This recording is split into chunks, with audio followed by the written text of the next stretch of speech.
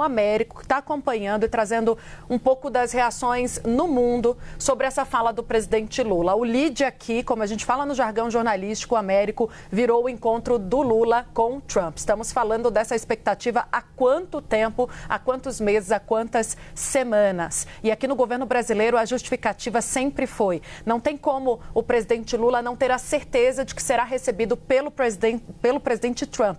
Essa foi a senha dada ao governo brasileiro agora, mais claro impossível, pelo presidente americano para uma conversa. É possível, Américo, já jogando um pouco mais para frente, trazendo esses elementos que a gente abordava aqui, julgamento de Bolsonaro e tentativa de diminuir as tarifas, que essa conversa traga algum benefício para o Brasil, resolva um pouco também a questão das sanções, diminua esse clima de animosidade entre os dois países?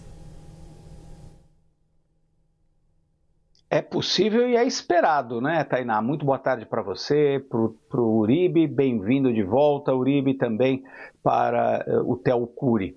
Em primeiro lugar, antes até de falar especificamente desse aspecto da reunião, eu queria lembrar que é muito importante o Brasil ter sido citado por 2 minutos pelo presidente dos Estados Unidos na Assembleia Geral da ONU, quando o foco do mundo inteiro estava acompanhando essas palavras do presidente. Isso mostra, em primeiro lugar, que o Brasil de fato importa, que o Brasil é um país que tem aí brigado para ter mais espaço no mundo, mais espaço nos organismos multilaterais, tem defendido com unhas e dentes o multilateralismo nessa gestão do presidente Lula, e isso é um reconhecimento da importância do Brasil, independente dos dois países nesse momento estarem em crise. O presidente Donald Trump falou e citou vários países, mas aqueles em que ele se concentrou por mais tempo foram ou países em conflito ou países em que ele vê ali uma rivalidade, como foi o caso da Alemanha.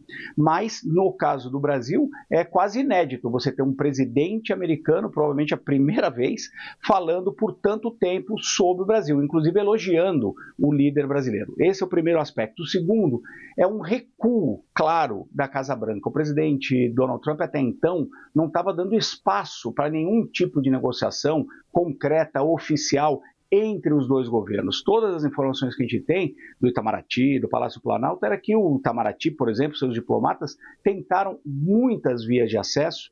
O próprio ministro Fernando Haddad teve quase uma reunião com o Scott Bessent, do secretário do Tesouro, que foi bloqueado a mando da Casa Branca, e agora a gente tem uma reviravolta nisso.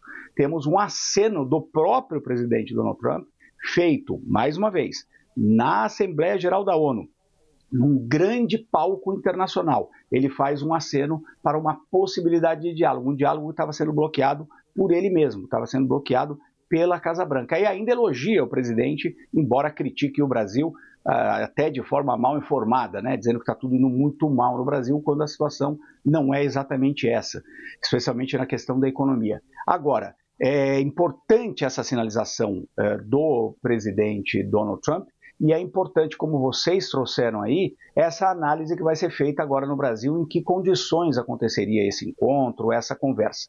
O presidente Lula, falando antes do presidente Donald Trump, no mesmo púlpito da Assembleia Geral da ONU, já tinha dado ali qual era a senha dos limites dessa conversa, e vocês captaram isso bem agora há pouco, Uribe e Tainá, que é a questão de a política brasileira e interferências na política brasileira não serão aceitas, a soberania do Brasil não vai ser negociada. Então o presidente Lula, inclusive antes desse encontro fortuito quase com o presidente Donald Trump, já tinha colocado limites do que seria essa possível negociação com os americanos.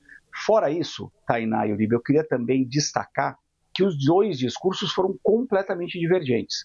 Um defendeu um ponto de vista do multilateralismo, do combate às mudanças climáticas, a questão do comércio ter que ser feito com regras internacionais, e o outro, o presidente Donald Trump, fez um discurso basicamente para a sua própria audiência. Ele não estava preocupado com a audiência que estava lá na ONU, só estava preocupado em provocá-los, porque ele tocou em todos os pontos que são muito caros para os delegados da ONU, e os provocou provocou e, em muitos momentos, ele criticou abertamente a ONU. Foram discursos completamente díspares, que mostram visões de mundo completamente diferentes e que vão se encontrar em algum momento para essa discussão. A gente espera, obviamente, que tenha progresso. Você me perguntou se existe alguma sanção, alguma chance dos Estados Unidos reverem as sanções e o Brasil eventualmente conseguir reduzir as tarifas. A gente precisa lembrar uma coisa: os limites que o Brasil deu estão dados. Agora, o presidente Donald Trump não tem o menor problema em recuar,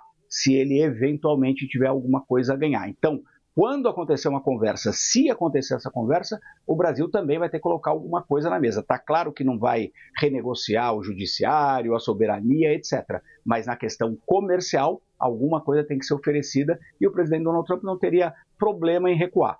Então, vamos, em princípio, né, não teria problema em recuar. A gente vai ter que acompanhar qual vai ser a estratégia desse eventual encontro.